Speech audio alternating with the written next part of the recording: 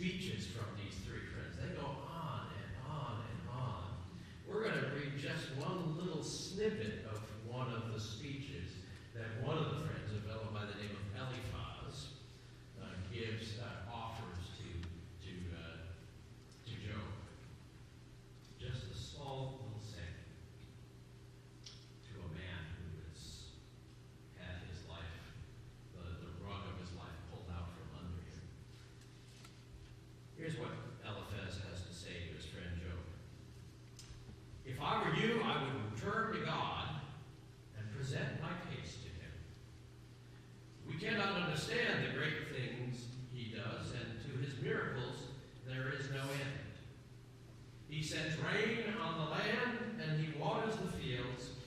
Yet it is God who raises the humble and gives joy to all who mourn. He upsets the plans of the cunning people and traps the wise in their own schemes, so that nothing they do succeeds. Even at noon they grope in darkness. But God saves the poor from death. He saves the needy from oppression. He gives hope to the poor and silences the wicked. Happy is the person whom God corrects. Do not resent him when he rebukes you. God bandages the wounds he makes. His hand hurts you, and his hand heals. Time after time he will save you from harm. When famine comes, he will keep you alive, and in war protect you from death. Try to imagine who these words are directed to, with the struggles that they are in the midst of. And imagine how you would feel if someone was telling you all this when your life was falling apart. God will rescue you from slander. He will save you when destruction comes. You will laugh at violence and hunger and not be afraid of wild animals. The fields you plow will be free of rocks. Wild animals will never attack you. Then you will live at peace in your tent. When you look at your sheep, you will find them safe. You will have as many children as there are blades of grass in a pasture. Like wheat that ripens till harvest time, you will live to a ripe old age. Job, we have learned this by long study. It is true, so now accept it. As we've been looking at Job, we've been kind of tying some of Job's experience into the story of Jesus. So we'll read this passage from Luke's Gospel. Job had friends who at least showed up and helped him out. We're going to be reading about one of Jesus' friends, one of his disciples, who abandons him in his hour of need. Luke 22, verses 54 through 62. They arrested Jesus and took him away into the house of the high priest. And Peter followed at distance. A fire had been lit in the center of the courtyard, and Peter joined those who were sitting around it. When one of the servant women saw him sitting there at the fire, she looked straight at him and said, "This man too was with Jesus." But Peter denied it. "Woman, I don't even know him." After a little while, a man noticed Peter and said, "You are one of them too." But Peter answered, "Man, I am not." And about an hour later, another man insisted strongly, "There isn't any doubt that this man was with Jesus, because he also is a Galilean." But Peter answered, "Man, I don't know what you're talking about."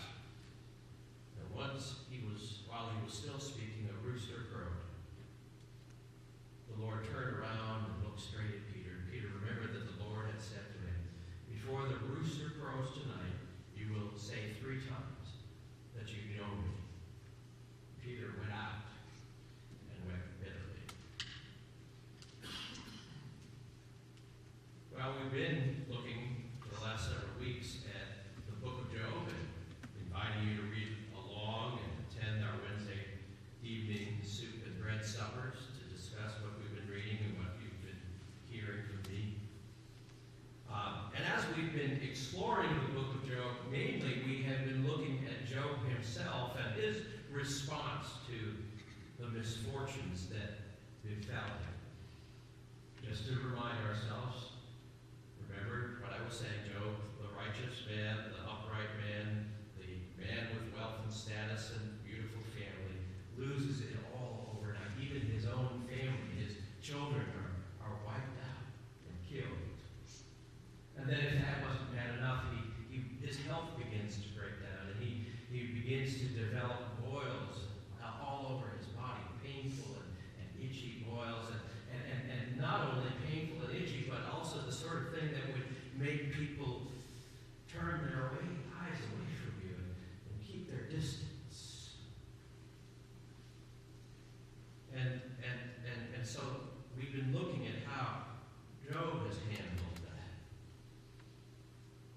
But we today want to focus on some of the other actors in the story of Job, specifically Job's friends, the so-called comforters, who come to try to comfort Job in his hour of need.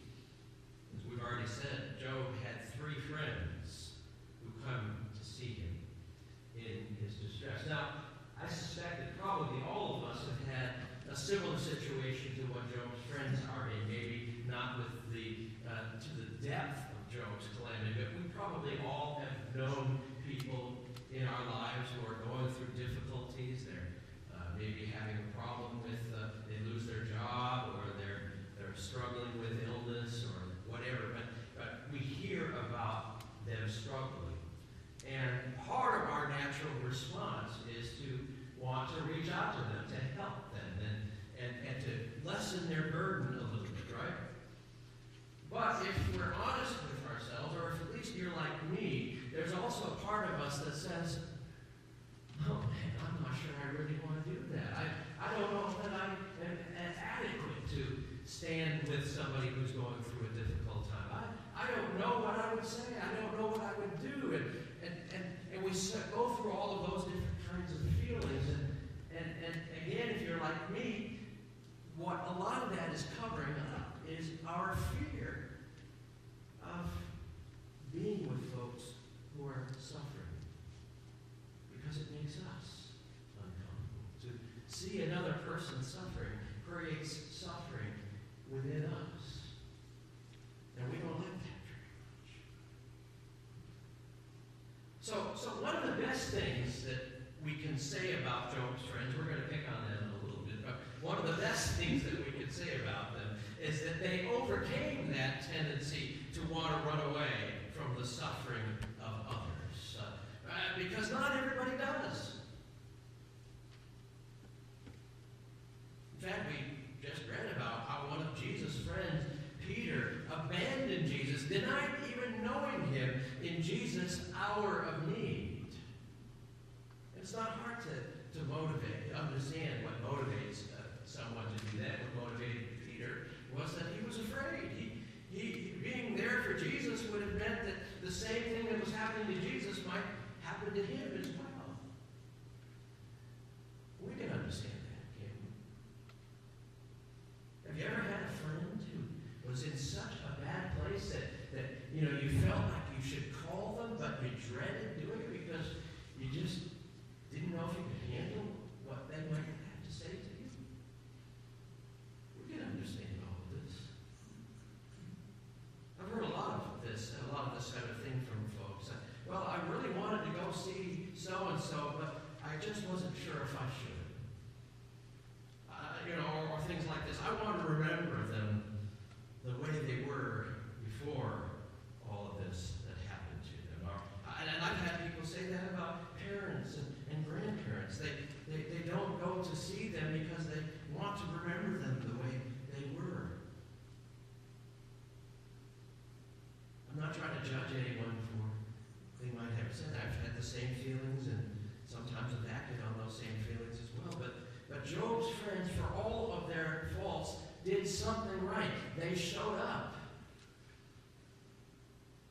Like I said, I'm not trying to judge anyone. At the same time, I want to encourage us that as followers of Jesus, to answer the call of Jesus is to move through our own pain and fear, to be there for those who are suffering, to face our fears, and to move into caring relationships relationship, even when it is painful for us to do so. And I want to encourage all of us, myself included, to not follow Peter's example. I hope in this case at least we will follow Job's friends who did at least this one thing right. They showed up. We'll see that they were far from perfect in their attempts to comfort Job, but they got this part right. They showed up for Job. And that is our call too, to just show up. That's half the battle. When somebody's in need, just being there, just showing up is enough to convey your care and concern for them. You don't need to say a whole lot more than that. But show up.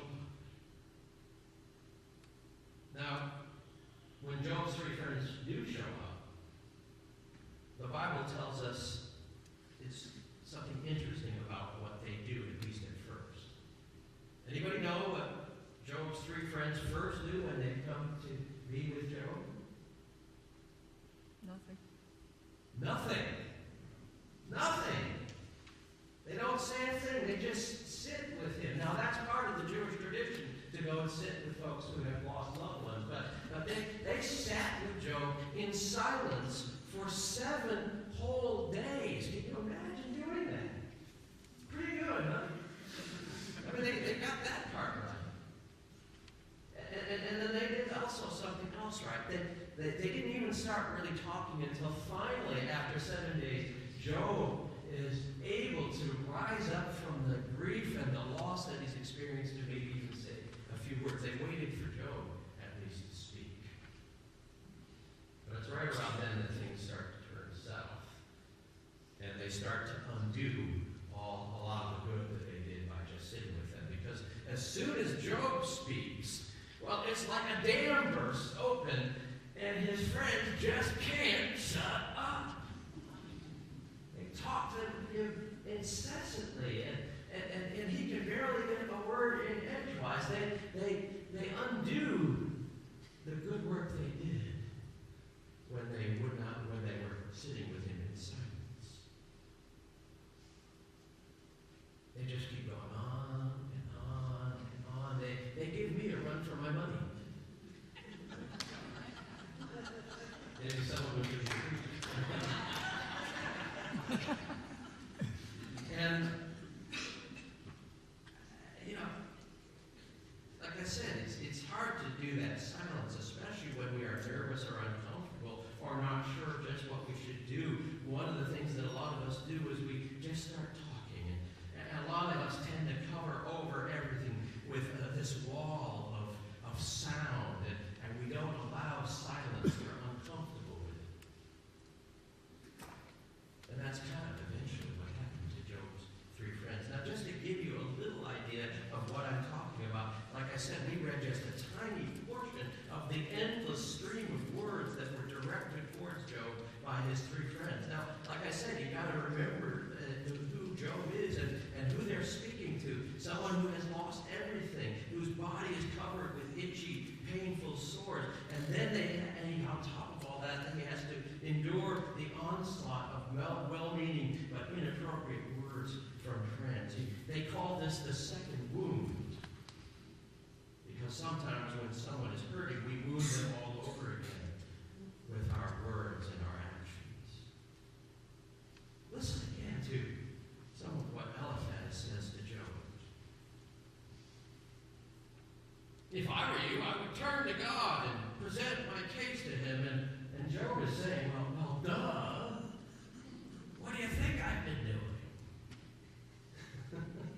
Well, then he goes on and says, well, if I were you, I would turn to God, present my case to him. We cannot understand the great things God does, and through his miracles there is no end. He sends rain on the land, and he waters the fields. Yes, it is God who raises the humble and gives joy to all those who mourn. He upsets the plans of the cunning and traps the wise in their own schemes, so that nothing they do succeeds. Even at noon they grope in darkness, but God saves the poor from death. He saves the needy from expression. He gives hope to the poor and silences the wicked. And about at this point, Job is saying, oh, please, will you just shut up? Now, he's too nice of a person to say it out loud, but, he does some of the things that some of us have learned how to do when we are ready for somebody to go home. He starts putting the dishes away, or, yawning, or, all the things he can do to just say, anytime you want to leave, feel free to do so. Of course, they don't take the hint. Eliphaz continues.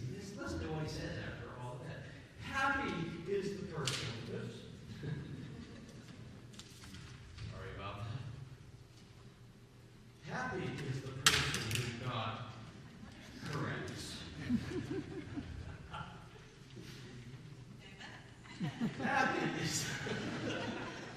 Happy is the person whom God corrects. Imagine saying that to someone who has gone through all that Job has gone through. Happy are you. God is doing something wonderful in your life. Job is still reeling. And Eliphaz says, be happy about this. And those who have been reading Job know this is just, like I said, a small example of what Job had to endure from his friends. One of the things we should notice about Eliphaz's words is that the first thing he does is to start talking about himself, right? If I were you, this is what I would do. And that's a common mistake that many of us make when we're trying to help someone. We think that because we might have suffered ourselves, that our suffering might be of assistance to them, and that we have some sort of an idea of what they are going through. And I'm reminded of the preacher who went to see a female parishioner of his who was in the hospital. He didn't really know exactly what was wrong with her, but he went and he started talking to her, and seeing that she was in some distress, he went on to talk about all his medical problems and all of the different things that he has gone through, and he ended all of that with the words, "So you see, my dear, I know exactly what you are feeling." And the woman turned to him and said, "Oh, really? Well, when did you have your hysterectomy?" You see, there is some reality to shared suffering. There is this thing called empathy, but we need to be very careful when we think that we understand what another person is going through. And my experience is that even if we do know what they're going through, saying that we know exactly what they're going through doesn't really help very much. We need to get ourselves out of the way. See, when we're talking about ourselves, we're sort of not recognizing the fact that it's not about us. This is about how we help another person talk about what's going on in their lives. So instead of saying, here's my experience, let me offer a simple but powerful question that we can ask, which is, how can I pray for you? That opens up a whole bunch of possibilities. It's an open-ended question that allows the person to go with it wherever they need. Because the issue, again, is not what is going on for us, but what is going on for them. And not about how we feel about what they are going through, but how they are feeling about what they are going through. What we need to always have in mind when we sit with another person is that who is suffering is that as we do so, we have a tendency to relive some of our own experiences of suffering and loss. The buttons get pushed, and we're suddenly back into a situation that maybe we haven't really resolved yet, or we just still feel unsettled about it, and suddenly we're foisting our own experience onto them. It's called countertransference in the psychological world, where we assume what we're feeling is what the other person is feeling. Some of you, I don't know if I've shared this story or not, but I will never forget it. When I was in seminary, I worked as an intern chaplain at what was then called Boston City Hospital. I think it's called Boston Medical Center now. The inner city hospital, the trauma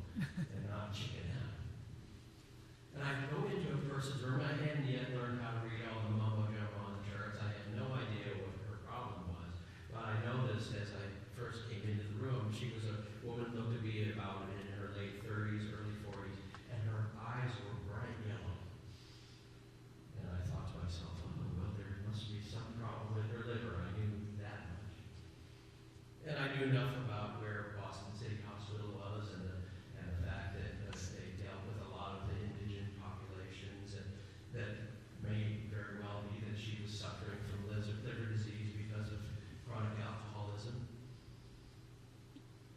Well, I just sat there with this person, trying to make conversation. How are you doing today? Oh, all right. Oh, well, what brings you to the hospital? Oh, I'm sick. You dummy. So, they treating you well? Yeah.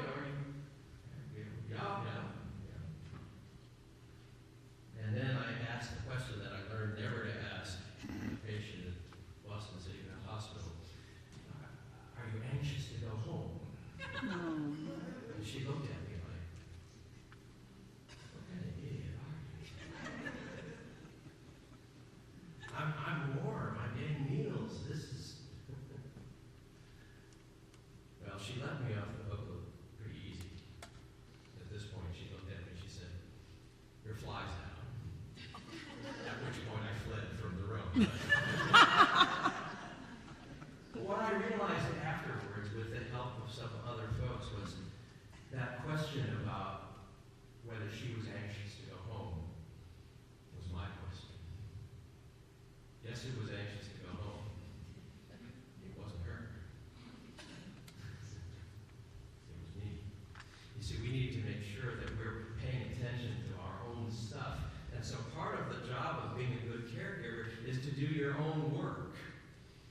They say when you're on the airplane and they're doing the whole thing, well, they say, if the oxygen masks come down, you make sure you put the oxygen mask on yourself first before you start putting it on the kiddos. And that's a wonderful life principle. Before you try to help another person, make sure that you're not suffocating yourself, because if you're suffocating yourself, you may very well wind up suffocating them.